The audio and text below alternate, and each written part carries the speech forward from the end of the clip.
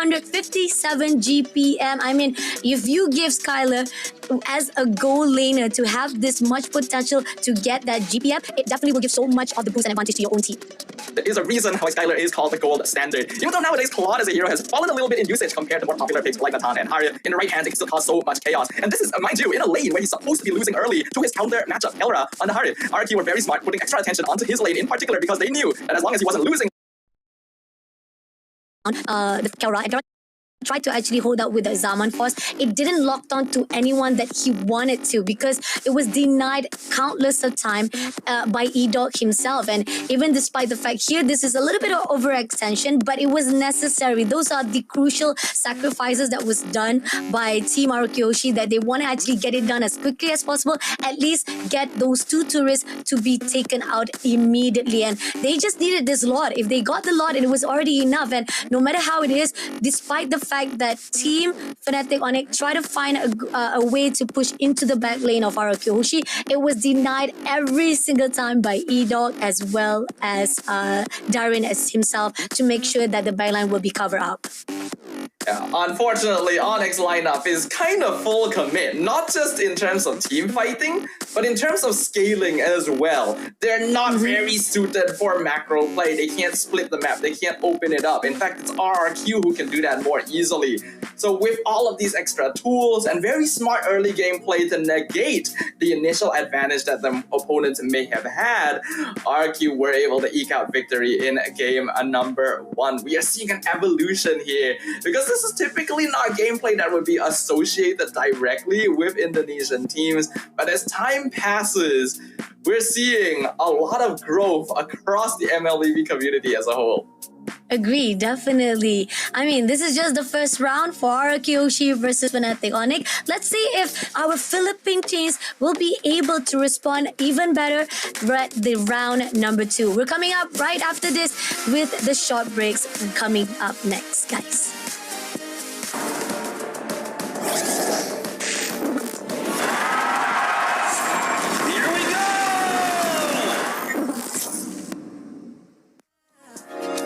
Just you keep on, keep on, keep on. Just you keep on. Every day I work hard trying to prove myself. I know I'm worthy, don't rely on no one else. You're gonna see me fly. I'm gonna do it right. Ooh, I got it in my sights. Ooh, I'm gonna get my dreams this time. I can't live without it. I'm not giving up this time. Oh, I'm not giving up. Ooh, give it all I got. Ooh, don't you ever stop. Just you keep on, keep on, keep on. Just you keep on. Yeah, I'm gonna keep it on. Manifest this year, your new anthem. Yeah, you gotta keep it going. Stay on the path that you've always chosen. I know that you got the power in you. Believe in yourself cause you know that it's true. Repeat the same words loud every day. I'm a boss, I was born to slay. I'm not giving up. Ooh, give it all I got. Ooh, don't you ever stop. Just you keep on, keep on, keep on. Just you keep on.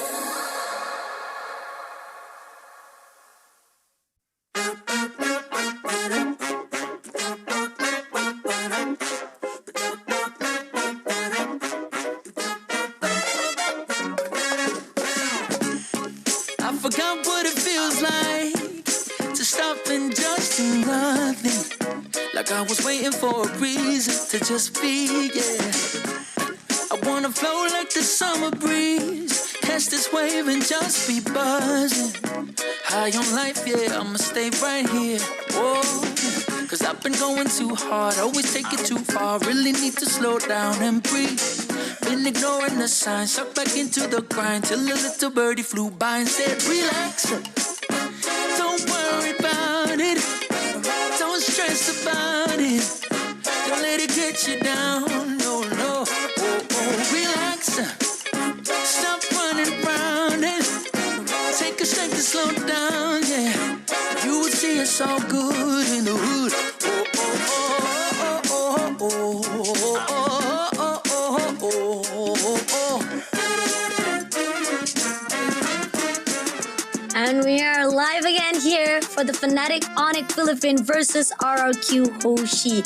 First round is done and it is in the favor of RRQ HOSHI. Great micromanaging, how they actually be able to shut down any attempts coming in from FANATIC ONIC into getting that team fights in repositioning. The aggression that it was wanted to be put out was not in the favor of FANATIC ONIC. But coming into the second round itself, will FANATIC ONIC learn from those mistakes? Nava, what are your thoughts? I think what needs to happen is that going into the second round, they need to not fix themselves too early into a specific playstyle. There is a reason why Alpha isn't typically picked up as a first pick, because while he is a very strong hero and has recently gotten a little bit more attention due to Suyo being banned out more often, Sutsujin is a pretty dangerous jungler in the sense that he can actually transition between more flashy assassins and more utility fighters like that X-Borg, right? I'm sure that King Kong can do a similar thing, but because the alpha was already locked in very early on, and we saw them go for a certain style by taking the Harif and the Gatot at the same time to make sure that it was not denied away, it gave a lot of information to RRQ HOSHI to work with, understanding that, okay, this is a lineup that we can outscale with something like the Claude, and then arranging their hero picks to play around that. Oh, okay, that's a good idea. Pretty much we've already seen most of the Orthodox picked up. Harith, Gatut, and those are the things that I think most of the players have already adapted, and they've already learned how to actually counter those combination into the gameplay style. But here on out, this is the second round itself. Let's see what are they gonna actually pick out, as FANATIC ONIC will still, it's a little bit of a miss of the graphic wise, but RRQ HOSHI will be the one to be the first pick. We got banning wise, we got Fanny, Cho, as well as Loyi has been banned out. On the side of FANATIC ONIC, they still do not allow Jushin as well as Chip to be picked out. Unfortunately, Red side nowadays has to take on the responsibility of getting rid of Chip, Zusin, and many times Suyo as well. It's not a fun place to be in, but being able to pick combos together does make up for it sometimes. Instead though, ONIC will allow the Suyo through, focusing on getting rid of Khalid instead. This is the fine line. Like, it's a opening for you. Definitely, people would definitely pick up Suyo, right? You're already opening up. It's either you picked it up or you will allow those crucial picked up to give it up by FANATIC ONIC. But once RRQ HOSHI picked out Suyo, how will FANATIC ONIC actually respond? Will they actually use the same typical combo? They will actually deny those aggression being put out by RRQ HOSHI, or will they be a little bit more strategic for their picking? Well, now that Suyo has been locked in by RRQ, it is actually safer for FANATIC ONIC to go for the Alpha rather than just blind first picking it before, because in the first place, Alpha started to get popular again in the meta because he was one of the few early game junglers that could actually match up to Suyo in terms of DPS. Interestingly though, they go for a different option. I thought that they might go Alpha Hilda, but they went for the Valentina instead. Okay, they went to Valentina and Hilda, but we know for a fact that if you have Hilda on your side, it's a really good roamer to give you a lot of potential to give leeway for your jungler. And this is what we saw on RRQ HOSHI, right? Diren was a menace. He always let Skylar as well as Rins to just Skylar as well as Susujin to be at anywhere with comfort zone on their own. They don't have to worry much because Darren will always be there to just guard them out and allow them to maneuver in the map itself. But now coming into the choices of RRQ HOSHI, we got Matilda being picked up as well as Phoveus. So the reason why the Hilda pick is actually really good here for FANATIC ONIC with the Valentina is because you would typically want to match Hilda with a hero that's hard to kill, right? So obviously Hylos or Gatot However, both of those have really important ultimates that the Valentina can steal away. It thereby forces RRQ into something like the Phobias instead, which they do eventually pick up, and this will allow the Hilda in the EXP lane to get unlocked a whole lot earlier. RRQ has considered this, that's why they go for the Matilda instead, so that they can match that mobility and deal with the Hilda by pulling people away to safety if she goes for the invade. However, with the Joy getting locked in, that's gonna make RRQ's job a whole lot more difficult, because the two positions that would typically have the best CC of dealing with her, the Roam and the EXP, have already been picked by RRQ, and neither of them have a solid way of locking her down. Oh, this is going to be tough. I mean, Fnatic ONIC, you talked about how Joy right now has already been into a popularized pool as well after the patch news as well, right? And I think pretty much Joy is one heroes that need to be watched out as well. And this is RRQ HOSHI. They still have a map support that they need to be careful on coming into their choices at the moment right now. With ban ups right here, we do see that Farmis as well as Vexana been picked out to be taken out. Vectris also been shut down by the team of RRQ HOSHI on their side. Yeah, Fnatic, I really like the way they're drafting right now. It is very respectful and also very smart. Getting rid of the Faramis, because the Matilda Faramis combo can be very scary in the hands of a coordinated team, not to mention that Joy's damage is very burst based, so if NetherRealm eats all of it, they won't get to do too much. And the Vexana, which is one of the mages that can actually handle a Hilda or Joy jumping on them if they time the Terrified properly. Aurora, unfortunately, is not quite as easy to do with that. RRQ do decide to ban out Marksman instead, aiming for a lot of Killer classics in the Beatrix and the carry, but we do still have things like the Claude and the Natan open.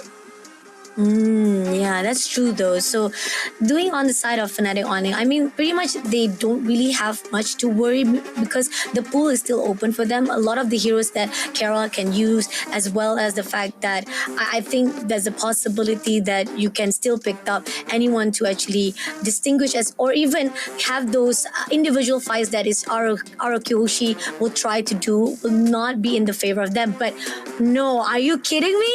You're picking up Brody? I mean, I know, yes, Brody has been buffed this season or this patch note, but it's not really, it was not really that much of the buff to be given out. The adjustment is not that much on the cooldown, but then again, I don't know, maybe Fnatic ONIC knows what we don't know now, Steffa? Yeah, Brody is really interesting because he is supposed to be picked up to win a lane, but due to a lot of changes over the last few patches, doesn't even match up to heroes like Natan, Harif, or Clint, right? Or Bruno, for example. So people just don't really pick him up. He got buffed in the recent patch to have slightly more physical attack growth, but that only helps him out towards the late game. And in that regard, he loses out to heroes like Natan, Claude, Beatrix, and so on. So I don't feel like Brody is that good of a hero, even though I really do miss playing him a lot. I agree. I mean, again, I think even day number 3, we did saw one of the teams, if I'm not mistaken, it should be on the side of Monster Vicious. I think it's either Monster Vicious who picked up Brody to try and error. I'm not sure on that, but there was one team that actually picked up Brody, and it was not going into their side. It wasn't actually what I expected, and that's the crucial point. I mean, like, you try to pick up a hero. I'm not sure what they're trying to pull out into the gameplay style, maybe because of the fact that patch note, they thought that Brody, after the buff, it will be better to be used. But then again, on the drafting wise that we are seeing right now, 3 of the heroes that have been picked out by Fnatic ONIC is already a good picks for them. But once they picked out Brody into the mashup, I'm questioning what Fnatic ONIC is actually trying to put out in the gameplay.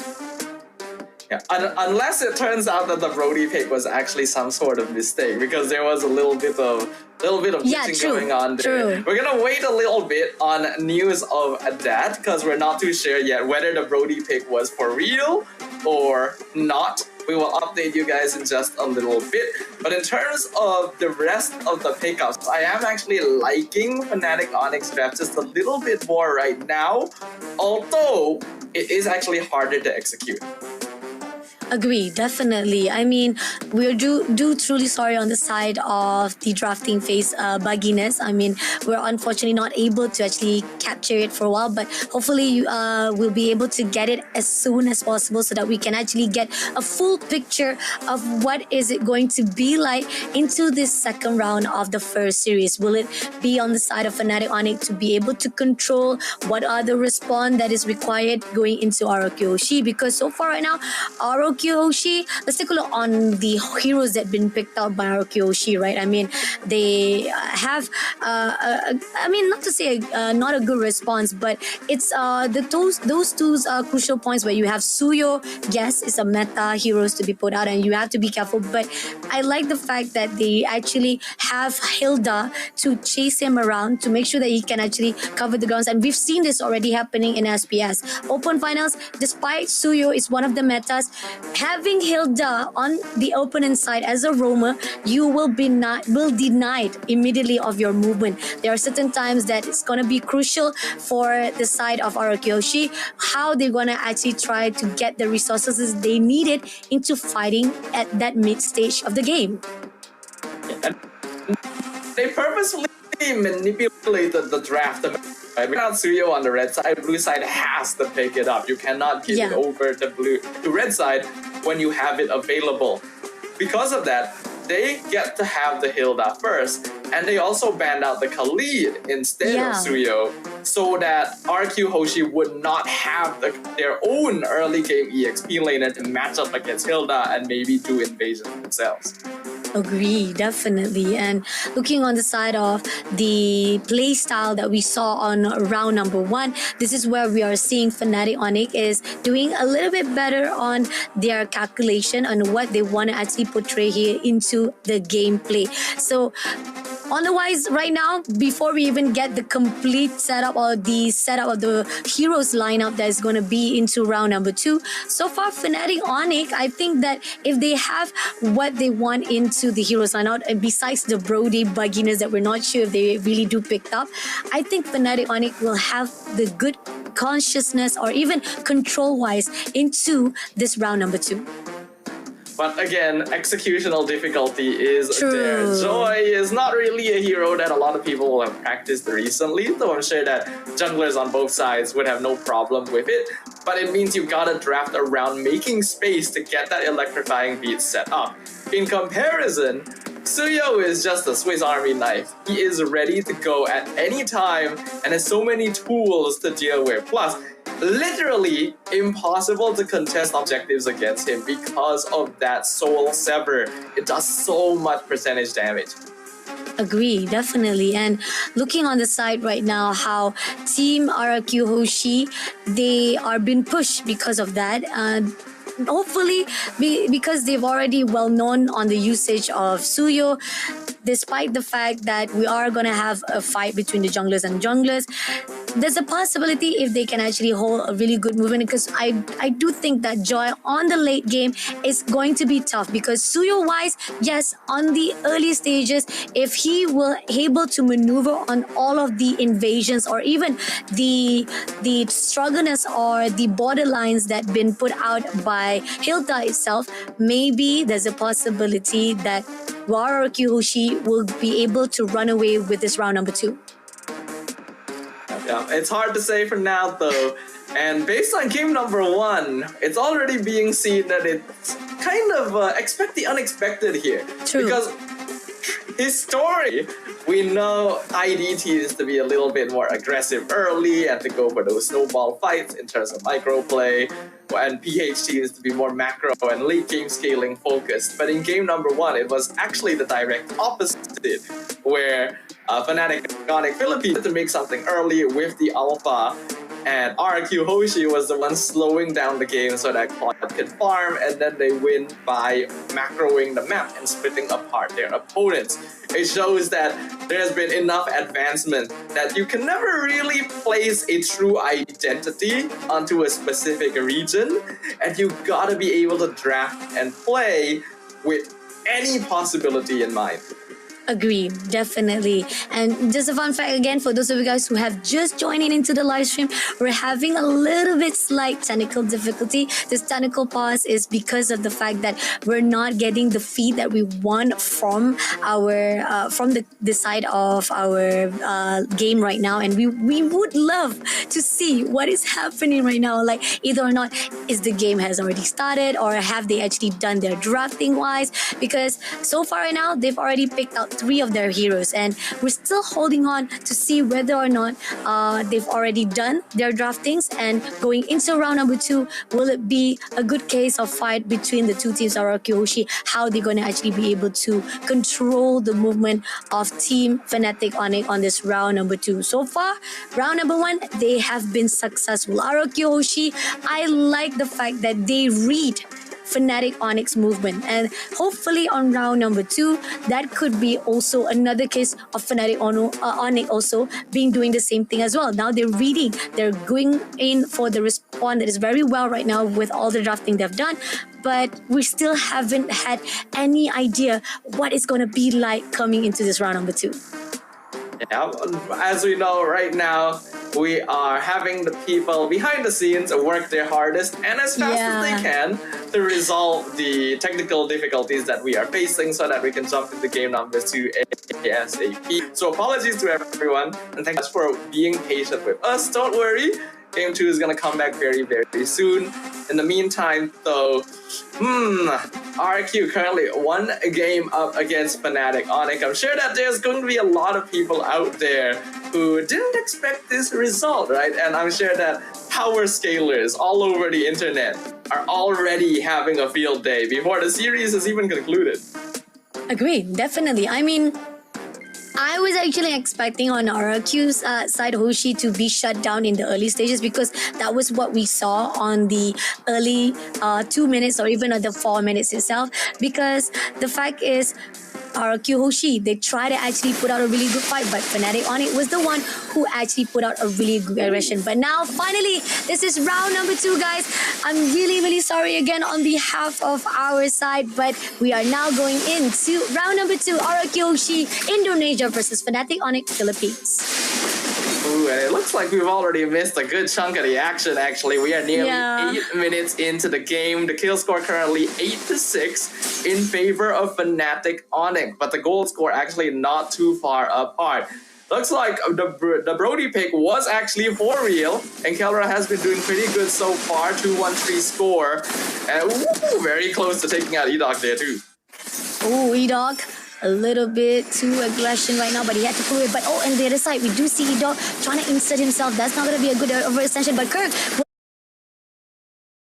will be immediately be punished by Durin. On the side right now, we do see Kalra had to pull away, but King Kong on the side will be shut down by Susujin, immediately getting 2 trades right now. And as we see it, it seems like Susujin is not done. He wants to pull another player of RRQ, but on the side of FANATIC ONIC, unfortunately, Team FANATIC ONIC, they're losing those 2 players in the process of trying to shut down RRQ HOSHI. It's still not enough, but covering grounds on the map wise, look at this. We got 2 of the turrets already been taken out. Team RRQ HOSHI looking better than ever. I do wish we got to see exactly what are the moments that led up to this situation, but looks like RRQ HOSHI has been able to reclaim a gold lead, and Susujin getting another Lord. While the late game scaling between these two is not as drastically different compared to game number 1, because there isn't something like a Claude to deal with, I do think that RRQ still has the slightly better late game, because Brody doesn't scale quite as well, and with a Harith and Suyo, you actually have a lot of damage to deal with. Agree, definitely. I mean, not only that, you got Rins using that Aurora as well. So Team RRQ HOSHI, they're going out for the damage itself. Now pushing it straight to Kurt immediately. Durin trying to stop his way with the power of Wilderness, but didn't manage to do so as Kurt managed to pull away. Now the Lord will be marching into the lane to clear out the last second turret in the mid. So far, RRQ looks to be in control of this game.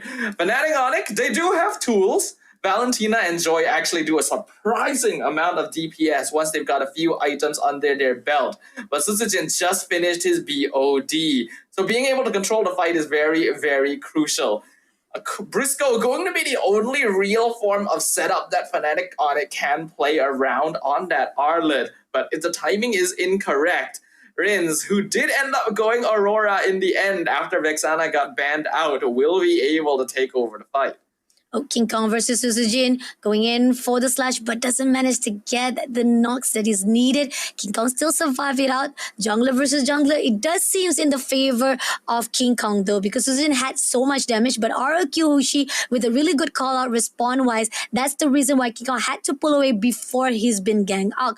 But at the same time right here, another turret to be taken out on the second last tier. So that means it's all out to the last tier of FANATIC on it, holding on to their turrets. Looking at the gold leaderboard right now, Suzujin right at the very top with Skylar right behind him as well. King Kong not quite at level 15, so there is an EXP disparity. We can see that the rotations from RRQ HOSHI are very, very controlled with this Matilda. Oh, coming in straight away to try to go in for the power over this, but doesn't manage to take it out. Now, Duran had to pull away. So much overextension ended up having him to cause his own half line. But at the same time, right here, Zaman Force will not be able to have anyone to locked on. It's just so that to give them at least a slow down tempo coming into their own movement. But at the same time, right here, FANATIC ONIC trying to find a way if they can actually pick up anyone from RRQ HOSHI. Yeah, looking at the itemization right now, Holy Crystal already completed on Skylar as well. This is where Harif really starts hitting like a truck and continuing to invade the jungle. Oh, Psycho takes down Super Prince as well. Great job coming in with that hailstorm. But at the same time right here, FNOC had to pull away. Yeah, things are not looking too good for FANATIC ONIC Philippines right now. Nearly a 5k disparity between them, 12 minutes in. Malefic Roar just completed on Suzujin. And while they do have tools to maybe manage the Suyo, they're having to spend a lot of it dealing with just Dyran and Skylar, both of which have kind of get out of free jail cards because of that Matilda. The way that they're able to dance in and out of the team fights, while a little bit different from game number 1, is showing some similarities. The controlled rotation, really good micro play. That is how they're coming out on top against FANATIC right now. Agree, definitely. And taking a look on RRQ HOSHI, doing a really good ground. They're looking over to the side of King Kong. E-Dog is looking for a way, but they pull away instead to go in for that two-way because they are going to actually prioritize on the wave as the Lord is already marching in. And seems like King Kong gets the input. He's going to actually recall back to join into the team fight. Pushing in straight away on the top right now. Hailstorm comes through, does get a hit to Kurt's side, but it's not going to be enough. The turret is coming in already. First of the trade from the mid lane is already been taken down. But on the side of Kirk, he's looking for one person to try to tag off. But it seems that RRQ HOSHI will deny it. But stun comes through. And it's going to be Super Fist to be able to take down E-Dog. First of all, overextension will be punished. But at this moment right now, we do see the side comes through from the side of RRQ to be able to hold down that positioning. So much of the resources has been put out, but it's still not enough. There's very, very heavy pressure on Briscoe right now. That final slash is the only real way that FANATIC can really punish RRQ for being out of position. And that was one clear example of it, but they were only able to find 2. That's not quite enough yet. They're going to see what more they can take by pushing down mid. Oh, Turin will be picked up somehow. He had to pull away straight away, but at the same time right here, FANATIC ONIC will be able to take down Durin even with the Kara to be pushed out. But at the same time, RRQ HOSHI looking a little bit struggling right now, even though they were in the lead in the first place.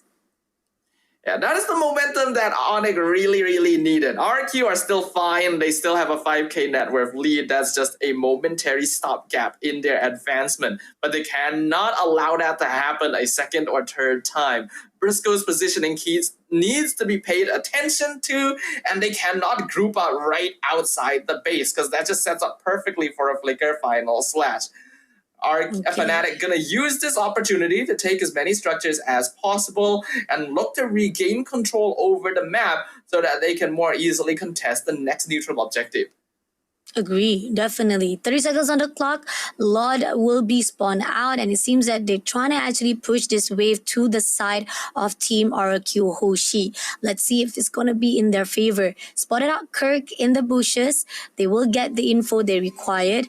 Not gonna allow any invasion or the movement of Team FANATIC ONIC that easily. But we do see King Kong is already right at the top, and they might actually go in for this fight. Already stacking on the Lord, waiting for the time being. Briscoe, if he can set up a final slash into King Kong and Kelra, that is the win condition that ONIC is looking for. But it doesn't necessarily have to be a big flashy play like that either. If they can continue picking up individual members of RRQ, maybe forcing out resources early, they can still take control of this game.